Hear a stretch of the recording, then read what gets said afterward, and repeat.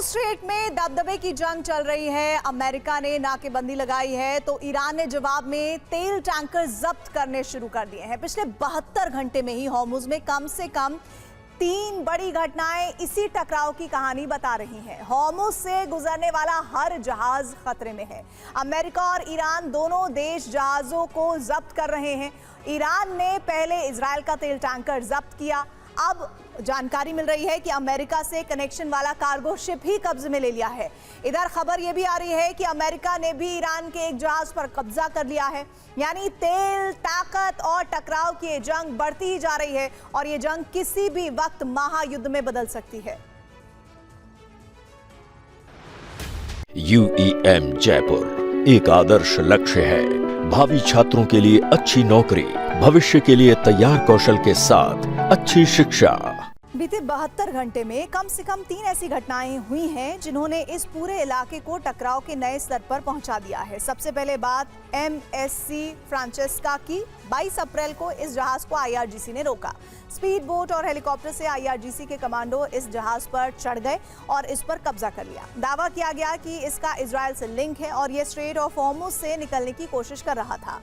अब दूसरी घटना US सेंट्रल कमांड ने बताई है और उनके guided missile destroyer USS Rafael Peralta ने 24 अप्रैल को एक ऐसे जहाज को रोका जो ईरानी झंडे के तहत चल रहा था और ईरान के एक बंदरगाह की ओर जा रहा था। यानी जवाबी कार्रवाई भी उतनी ही सख्त हो रही है।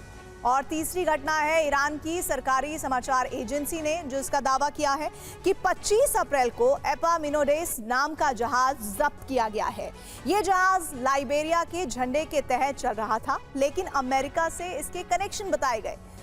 लारक द्वीप के पास इसे IRGC ने रोककर जब्त कर लिया। जहाजों की आवाजाही पर कड़ी निगरानी रखी गई। कई जहाजों को रास्ता बदलने पर मजबूर किया गया और धीरे धीरे ईरान की सप्लाई लाइन को जाम करने की कोशिश की गई, जिससे उसकी कमाई रुक जाए और आर्थिक दबाव बढ़े। अमेरिका की रणनीति थी कि जब ईरान से तेल बाहर ही नहीं जाएगा और उत्पादन जारी रहेगा तो उसके स्टोरेज टैंक भर जाएंगे और जब स्टोरेज की सीमा खत्म होगी तो ईरान को मजबूरी में अपने तेल के कुएं बंद करने पड़ेंगे। तेल उत्पादन को रोकना पड़ेगा, जो उसकी अर्थव्यवस्था के लिए बड़ा झटका साबित। एक तरफ खर्ग आइलैंड जहां से ईरान का ज्यादातर तेल बाहर जाता है, लेकिन अब हालात ऐसे हैं कि वहां स्टोरेज पूरी तरह भर चुका है। तेल है लेकिन रखने की जगह नहीं बची। ईरान ने खर्ग आइलैंड का स्टोरेज स्पेस बचाने के लिए टैंकरों का सहारा लिया ताकि ऑन शोर स्टोरेज फैसिलिटी को बचाए रखा जा सके। रोजाना निकलने वाले तेल को पुराने और प्रतिबंधित टैंकरों को लोड करना शुरू कर दिया।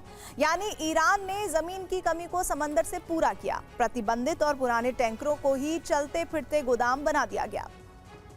लंबे समय तक तेल के कुएं बंद रहने पर उनके अंदर पानी घुसने लगता है और वाटर कोनिंग जैसी स्थिति पैदा हो जाती है। इससे तेल के रिजर्वॉयर खराब हो जाते हैं और वहां से तेल उत्पादन क्षमता स्थायी रूप से खत्म हो सकती है।